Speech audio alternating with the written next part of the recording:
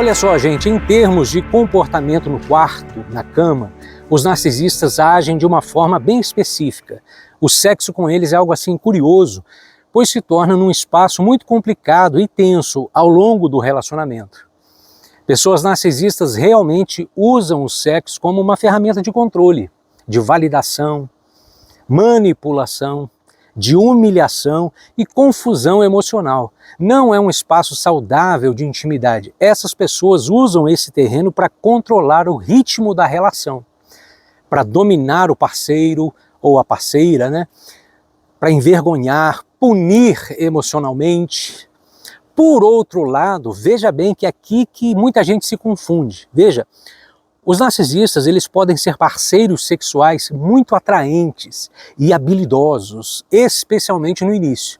Isso acontece, gente, justamente porque eles buscam validação e admiração constante.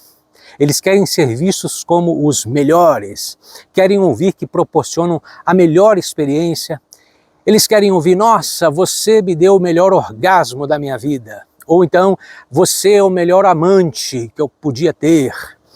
Por isso, eles podem se dedicar bastante ao desempenho sexual, à performance. Lembre-se, gente, narcisistas costumam ter sucesso em certas áreas porque eles são obsessivos em seu foco para conseguir o que querem, inclusive no sexo. E por trás disso, existe uma lógica. Quando falamos de pessoas narcisistas patológicas, sejam elas mulheres ou homens, observe a questão da sensibilidade à recompensa e dopamina. Pessoas narcisistas patológicas são aquilo que nós chamamos de sensíveis à recompensa. Elas amam tudo o que traz recompensas altas, rápidas, intensas, prazer imediato, novidade, excitação, jogos de azar, álcool, drogas, gastos compulsivos, pornografia e outras fontes de dopamina. Aí o sexo não é diferente, é apenas mais uma coisa que traz prazer imediato. E aqui mora o problema. Embora pessoas narcisistas possam valorizar muito o sexo, elas têm uma capacidade limitadíssima, para não dizer inexistente, de intimidade emocional genuína. Ou seja, pode existir desempenho, teatralidade, intensidade, mas falta conexão emocional real. Falta vulnerabilidade, carinho e segurança afetiva.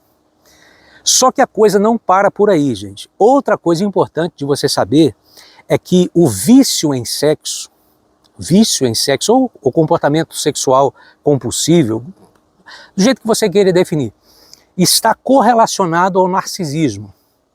Embora isso não signifique que toda pessoa com compulsão sexual seja narcisista, tá? Então como é que é isso? Veja bem, muitos narcisistas, eles usam o vício em sexo como uma desculpa conveniente para traições crônicas ou consumo excessivo de pornografia. Na verdade, eles podem nem preencher os critérios de vício, mas soa mais aceitável de dizer isso do que admitir o seguinte, olha, eu sou egoísta e não me importo se eu estou te magoando. Percebe? Tem um mecanismo por trás disso. Algo muito observável também, veja bem, em relações com pessoas narcisistas, é que elas gostam de segurar o cronômetro da relação. Elas querem que as coisas avancem no ritmo delas. Se você diz que quer ir devagar, o narcisista reage com gaslighting e humilhação. Eu acho que você não quer um relacionamento de verdade. Ou então, você é muito puritana, você é frígida. Esses tipos de frases humilhantes, desqualificadoras, fazem com que a vítima acabe se sentindo compelida a ceder para provar que ela não é essas coisas. Isso faz com que a vítima se sinta confusa, duvide de si, e ceda antes de se sentir emocionalmente segura.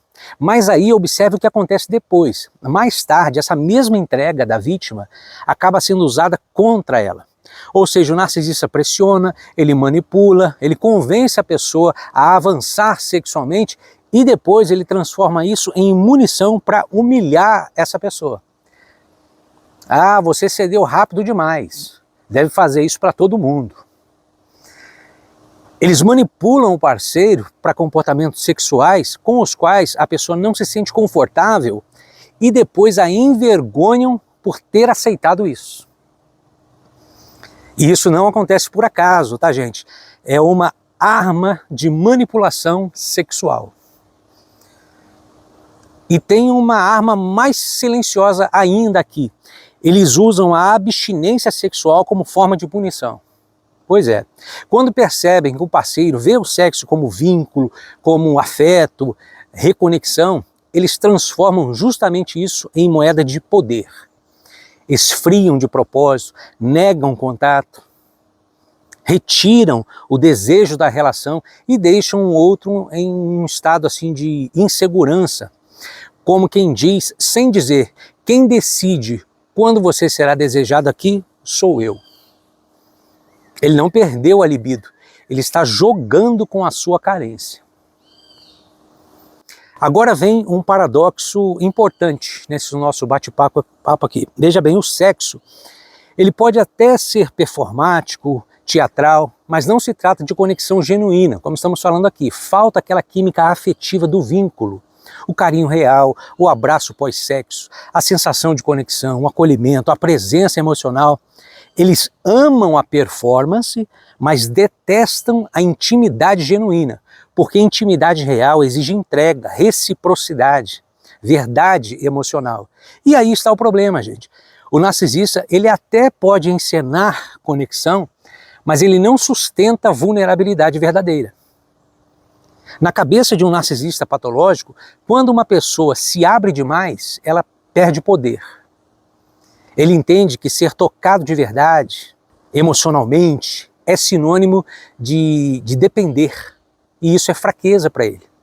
Para eles, vulnerabilidade é ingenuidade, é coisa de gente fraca, de gente burra. A intimidade o expõe, e tudo o que o expõe, ele tenta controlar. Por isso ele prefere impressionar ao invés de se conectar. Ele prefere seduzir ao invés de se entregar de verdade. Aliás, ele apenas performa, sempre, e não ama. Porque essas pessoas, elas têm um transtorno sério. Elas não conseguem amar. Desse modo, a performance protege. A vulnerabilidade revela. E eles parecem parecer intensos.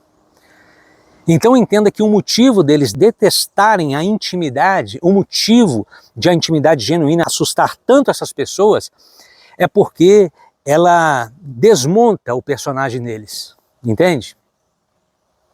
É justamente aí que o trauma bonding, o vínculo traumático, se fortalece. Ah, como assim? Veja, muitas pessoas dizem que o sexo foi a parte mais difícil de deixar. Apesar de todo o sofrimento, elas se sentem presas à relação traumática, porque o narcisista ele era tão devoto ao orgasmo da parceira, como forma de autoafirmação, é claro, o sexo era tão intenso, tão envolvente, que a vítima sente que encontrou algo especial e teme que ela nunca mais ache algo igual. Ou seja, isso contribui para o vínculo traumático e aumenta a pressão. Para a psicanálise e a neurociência também, isso tem uma explicação técnica. O prazer intenso funciona como um reforço intermitente. O seu cérebro ele recebe picos de dopamina tão altos nesses momentos que acaba desenvolvendo um verdadeiro vício emocional. E é por causa disso, é por causa desse vício químico que a vítima se torna capaz de suportar vales profundos de humilhação apenas na esperança de reencontrar aquele topo de prazer. Você não está apenas apaixonada, você está quimicamente aprisionada a um ciclo de recompensa e punição. E veja, tem outro ponto que mexe muito com o ego deles. É algo que dispara muita raiva neles. É a questão da masturbação da vítima e o uso de brinquedos sexuais no relacionamento. Se o parceiro, a vítima, sugere novidades, como brinquedos sexuais ou até masturbação, o narcisista tende a reagir com raiva e humilhação. Isso é uma ameaça ao ego deles. Ele se sente sexualmente inadequado. Na cabeça dele, se você precisa de um brinquedo, é porque ele não é bom o suficiente. Ele pode até te ameaçar com um abandono. Ah, você é uma aberração, isso aí não é para mim não. Quando a pessoa narcisista ela sente vergonha ou insuficiência, ela costuma reagir com raiva. Então, se ela percebe que o parceiro encontra prazer também por conta própria ou em algum recurso adicional, isso pode despertar competitividade, humilhação e ataques verbais. Aí a vítima pode ouvir do parceiro coisas como, por exemplo, ah, então eu não sou suficiente para você. Ah, você é muito estranha. Olha, isso é bizarro, isso é doentio. Ah, isso é coisa de gente problemática. Eu tô fora, viu? Você tem algum problema. O resultado é que a outra pessoa, a vítima, que talvez só quisesse integrar aquilo à sua vida sexual de forma saudável, ela fique muito constrangida, ela se sinta muito envergonhada. Gente, a maioria das pessoas passa a se perguntar se vale a pena manter essa prática ou se deve abrir mão dela para não perder o relacionamento, especialmente após anos de investimento no casamento, de filhos e vida conjugal. E o narcisista, ele sabe disso. E ele usa a vergonha para silenciar os desejos do parceiro, da parceira. Isso gera ainda mais confusão. Você está entendendo? Bom, gente, antes aqui da gente concluir esse vídeo, eu gostaria de fazer aqui uma ressalva muito importante. Preste atenção. Nem todo desconforto sexual indica narcisismo. Uma pessoa ela pode ter inseguranças, limitações, tabus, ou dificuldades específicas no campo sexual sem ser narcisista, tá certo? A diferença está em olhar o quadro todo, ou seja, o ponto decisivo não é apenas o que acontece no quarto, na cama, mas o que acontece fora dele. Há empatia, há respeito, há compaixão, há segurança emocional. É isso que você precisa se perguntar. Há escuta, há cuidado com os sentimentos do outro. Se fora do quarto a relação é saudável, é respeitosa e afetiva, e a dificuldade está concentrada apenas, digamos assim, em algumas inseguranças sexuais, então se trata de uma conversa diferente, não é disso que nós estamos tratando aqui. Pode ser um problema relacional, um problema educacional, né, de criação, emocional ou até mesmo de comunicação, mas não necessariamente narcisismo. Por outro lado, se o padrão fora do quarto também ele é de desrespeito, falta de empatia, manipulação e invalidação, então a vulnerabilidade sexual com essa pessoa, ela pode ser profundamente danosa. Se você não se sente psicologicamente segura com alguém, fazer sexo com essa pessoa é uma receita para o desastre, vira um risco emocional. Tá certo? Sobrevivente, se você chegou até aqui, comente aí, conhecimento é liberdade, para eu saber que você ficou comigo aqui até o final desse vídeo, beleza? Gostou do vídeo, gente boa? Se esse conteúdo faz sentido para você, considere se tornar membro aqui desse canal. Gente, é apenas R$ 7,99 por mês. Por mês, o preço de um café. E eu digo isso, gente, assim com muita transparência para você, tá? Em média, o YouTube, ele me, digamos assim, ele me retorna algo em torno de R$10 a cada 1000 visualizações. Ou seja, muita gente assiste, mas a receita gerada por vídeo é ainda algo muito pequeno diante de todo o tempo, do estudo, da dedicação envolvidos. Por isso, quando você se torna membro, você não está apenas ajudando o canal, você está fortalecendo esse trabalho para que ele continue abençoando pessoas que precisam ouvir esse tipo de conteúdo também. Tá certo, gente boa? Então, se você puder, clique aí no botão Seja Membro e caminhe comigo nessa missão. Você consegue me ajudar?